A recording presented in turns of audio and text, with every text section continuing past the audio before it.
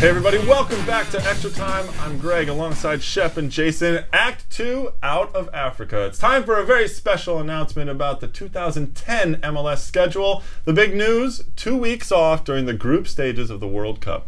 I think it's unbelievable. I'd make the argument that Don Garber and Major League Soccer have more scheduling challenges than any league in the world. So to take that 2-week hiatus during group play in the World Cup, I think it's great for the teams. More importantly, it's great for the fans. It's absolutely great for the fans. Obviously, you're going to get that time to really focus on the U.S. team, and knock on wood that they're going to make it, of course. And Jason, it's also a chance for the other teams to maybe get a break mid-season. Yeah, I think it's good for the players, giving them a little break. Obviously, the ones who go to the World Cup won't have that break, but give the teams a little chance to recharge their batteries going into the final stretch. So a couple of teams that obviously will be happy about this news. Houston, which could potentially have 3 guys going to South Africa, and Stuart Holden, Brian Ching, and Ricardo Clark. Some other teams that might be looking forward to this. Well, I think really, as of right now, it's hard to tell. You never really know what the World Cup roster is going to look like this far out. You know, I mean, no one saw Pablo Mastroeni going in 2002, right, and then next thing you know, it turns around. So players have a chance to prove themselves. The way Argentina's going, why aren't they calling in Barros Schelotto? How can you have a World Cup without Cristiano? I'm not saying it's going to happen. Without Cristiano Ronaldo of Portugal, Cunagüero, Messi, Argentina. Well, all of those teams have obviously been upset by smaller teams that have done very well. And let's talk a little bit about some upsets that might be happening in MLS as the season starts to push toward the end. A spoiler alert. Jason, there are several teams, namely Kansas City and Dallas, that have a chance to really muck it up for the teams that are trying to get in the playoffs. Yeah, I mean, I think they do. New York and San Jose have just as much chance if they can put some results together. Such little motivation, though, because they don't. I mean, New York this weekend mathematically out of the playoffs. You want to know what their motivation is? There's an expansion draft for Philadelphia in the offseason. So do they want to either prove themselves good enough to go to Philadelphia, maybe get a bump in pay if they get signed to a new contract with them? I thought you were going to say lose a game and end up bottom, get a higher pick. That's not how they're thinking. When you think about the coaches in the locker room, I agree with Greg. If Schellesheimer has the ability to go into that locker room and say, the next game we play Dallas, that's our MLS Cup final, go win the game. So as long as they're still mathematically, if not probability that they get in, it's easier to motivate. Well, we mentioned this a little bit yesterday. I'm right now on the Dallas bandwagon big time. I guess it's more like a chuck wagon because it's down in Dallas. And the way I see it, I mean, they have 6 games left. They have 27 points. They could get another 18 points if they win all 6 of those games. Considering the 6-3 drubbing of LA, they look like they have the talent and the potential to do something like that. They'd be in the playoffs with 45 points. That's like saying you think LA is the kind of team who's going to give up 6 goals every week. It was an aberration. Defense really did look like they could give up 6 goals. Well, they had the 2008 defense for that game, apparently.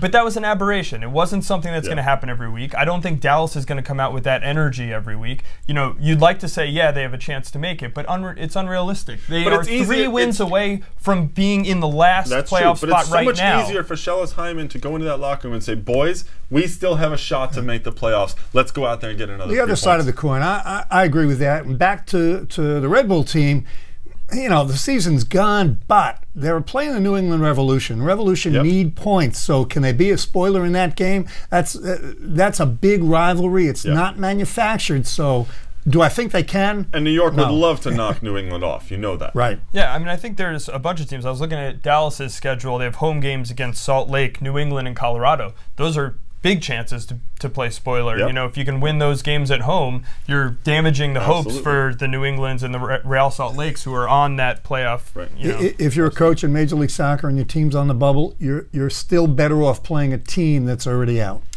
That's true. Well, those spoilers, particularly Dallas, they have one player that is still in the running for some of the awards, actually. Jeff Cunningham has jumped up to #2 in the Golden Boot race. We thought we'd take a look at that race a little bit and see who's going to end up on top, give our predictions. Right now, as it stands, Connor Casey with 13 goals, Cunningham with 12, Montero out in Seattle with 11, and then you have Landon Donovan, Dwayne De Rosario, Barros Schelotto, and Robbie Finley all behind there with 10. So Jason, let's start with you. Who do you think is going to win the Golden Boot, and how many goals do you think they'll finish with? Well, I don't think this is an exciting pick, but I think Connor Casey is the guy who's going to do it. He has a lead right now. He's got 2 games against San Jose, game against Kansas City, a game against FC Dallas. Those are somewhat leaky defenses. Right. So I'm thinking because Colorado still needs to be playing hard, they haven't solidified their playoff spot. They need someone who needs to score goals. Right. He's going to be scoring goals just as they are. You got to look at Connor Casey. He's got a guy in Omar Cummings who is playing out of his mind this season. That's true. You know, assisting on those goals. I can't argue with that pick, but I will. So I'm going to pick Landon Donovan. I think he's been the best player in Major League Soccer, combined with his international performance. You know, it's interesting, in World Cup qualifying play, the U.S. team has scored 14 goals. He's taken part in 10 of them. 2 goals, more of a playmaker, 8 assists.